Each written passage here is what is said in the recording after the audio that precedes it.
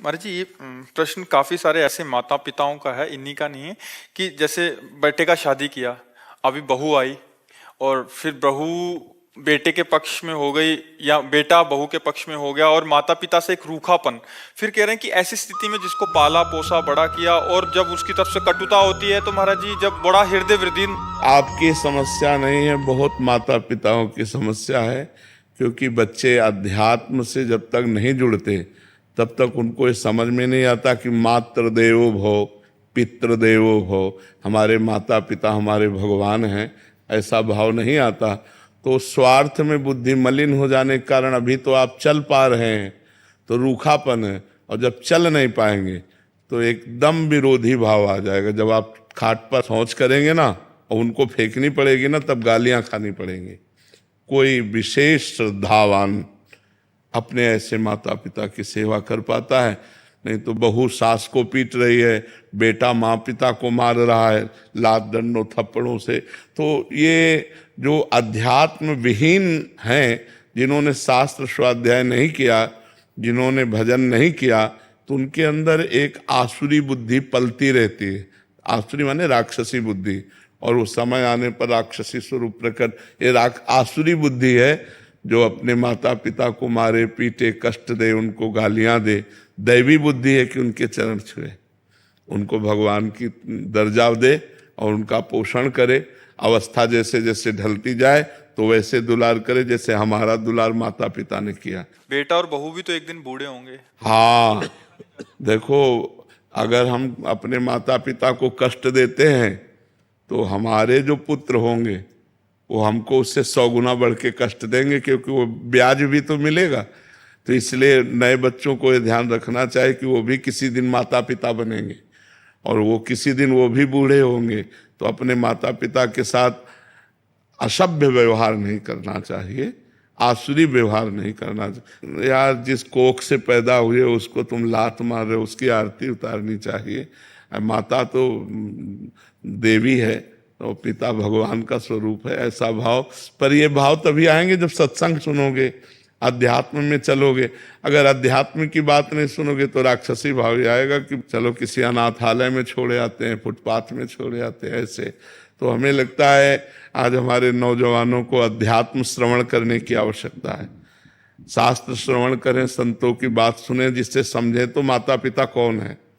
माता पिता की आराधना से भगवान विट्ठल आज जो महाराष्ट्र में विराजमान है, वो माता पिता की आराधना से ही प्रकट हुए।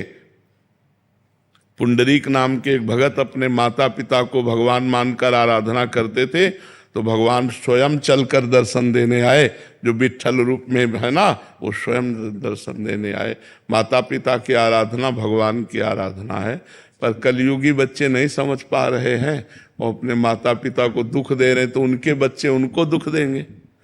पक्का समझो, ब्याज सहित मिलेगा। यहाँ सब कुछ ब्याज सहित मिलता है। तो गुरुदेव, ये कर्म तो छूटेगा ही नहीं। जैसे बच्चों को उनके किए का कर्म मिल रहा है, पर उनके तो यही तो परंपरा हम आज तक भोग रहे हैं। जब से सृष्टि हुई तब से यही तो भोग रहे हैं। बार बार जन्म, बार बार मरण, बार बार जन्म, बार बार मरण। कहाँ मुक्त हो रहे हैं हम? ये कर्म परंपरा चली आ रही है, वैसे दुष्ट होते चले जा रहे हैं। अब ये अध्यात्म शिक्षा बचपन से दिए होते, गलती इनकी भी है। आधुनिक शिक्षा ही केवल दी, आध्यात्मिक शिक्षा नहीं दी, तो वो क्या जाने। अगर ये शुरू से कहते हैं छुओ पैर, प्रातःकाल उठ करके रोज मम्मी के पैर छुओ, हाथ जोड़ो, बड़े भाई से हाथ जोड़ो, ये सिखाया गया है। जैसे हम लोग छोटे थे ना, कराग्रे वस्ते लक्ष्मी कर मध्य सरस्वती, बोले हाथ छुओ, धरती के पैर छुओ, चलो अम्मा के पैर छुओ, जाके पिताजी के पैर छुओ, बड़े भाई जैसे ऐसे शिक्षा। तो अब वो रोज की दिनचर्या बना दी। उठे ऐसे ऐसे करते हुए अम्मा के पैर छुओ, बोले खुश रहो। अब जिनके रोज पैर छू रहे हैं तो हमारी सद्भावना बन रही ना, उनका आशीर्वाद बन रहा है। अब कौन बच्चा रोज माता पिता के पैर छूता है? कोई बिरला ही, नहीं बिरला ही होगा हमें लगता है जो रोज सुबह उठकर अपने माता पिता के पैर छुए। वो सत्संगी होगा, बिना सत्संगी के तो माता पिता के पैर। माता पिता को माता पिता मान ले, भगवान न माने, कम से कम माता पिता मान ले, इतनी बड़ी बात है। वैसे तो भगवान का दर्जा दिया गया है माता पिता को।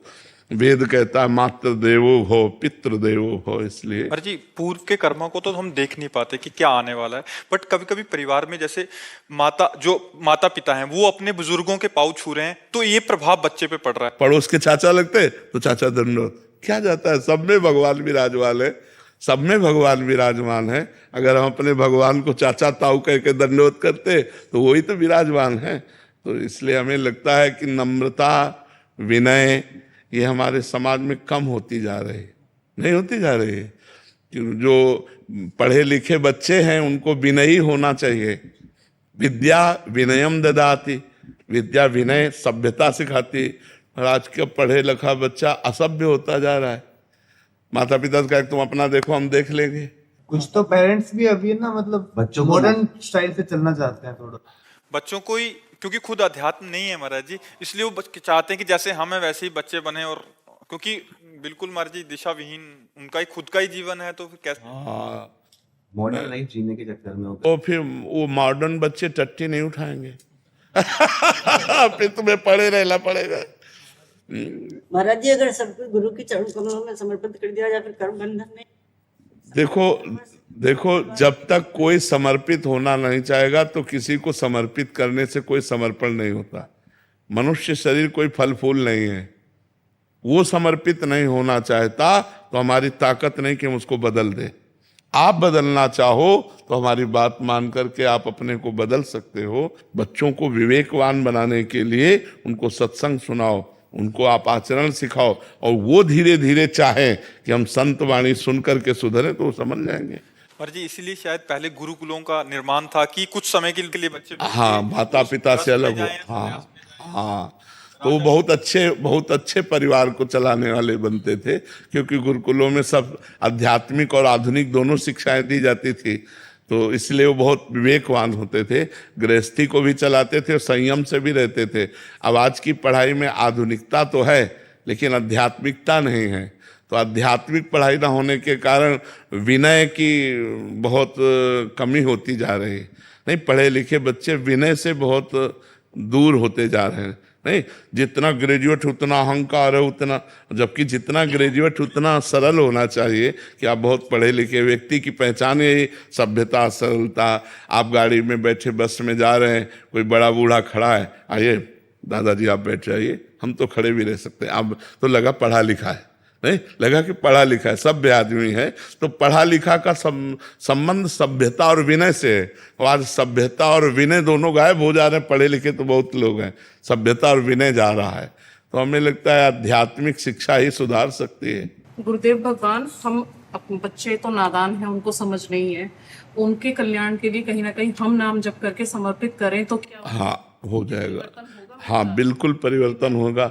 और उनको बैठाल करके राधा राधा बुलवाओ 10 मिनट राधा राधा बुलवाओ और नाम जप करके उनको दो तो निश्चित परिवर्तन होगा, निश्चित होगा। महाराज जी बट उनको भी ऐसा लगता है कि हमारे जान पे आ रहा है ये सब कुछ करना, कि मतलब बता भी रहे हैं कि हम कि ये इतना करो तब आप करो, आपको नाम जप करना पड़ेगा, बट वो फिर भी नहीं करना चाह रहे। 1-2 दिन करेंगे फिर हफ्ते बाद फिर फुसला दे, फिर फुसलावे। हफ्ते में अगर 1 दिन भी करने लगे ना तो हमारी बात तो मानने लगे ना। हम 2 दिन करवाएंगे, फिर हफ्ता भर कहने के बाद 3 दिन करवाएंगे। हम धीरे धीरे उनको सतमार्ग में। देखो बच्चों को खिलवाड़ में भजन कराया जाता है। देखो तुम्हारे लिए हम बाल भोग बना रहे हैं, तब तक तुम राधा राधा, अगर राधा राधा बोलना बंद किया तो नहीं मिलेगा। राधा राधा राधा राधा राधा राधा शुरू हो जाएंगे बच्चे हैं, और इसके बाद फिर खेलने लगे राधा राधा राधा राधा राधा, ऐसे मतलब प्यार से दुलार से। आओ हम सब बैठते हैं, देखो भगवान जी की कथा सुना रहे हैं, सुनो चुपचाप बैठो, देखो ये क्या संत कह रहे हैं सुनो। धीरे धीरे धीरे वो अनजाने में उनका सुधार हो रहा है, वो ना जाने तो भी सुधार हो रहा है। जब गर्भस्थ शिशु प्रहलाद को नारद जी ने उपदेश किया तो समझ में आ गई ना। अभिमन्यु को उपदेश किया अर्जुन जी ने तो चक्रव्यूह तोड़ना गर्भ से जान गए, तो गर्भस्थ शिशु को कितना ज्ञान, वो तो अब बाहर आ चुका है। अगर हम सुनाएंगे तो उसके संस्कार बदलेंगे, उसके भाव बदलेंगे।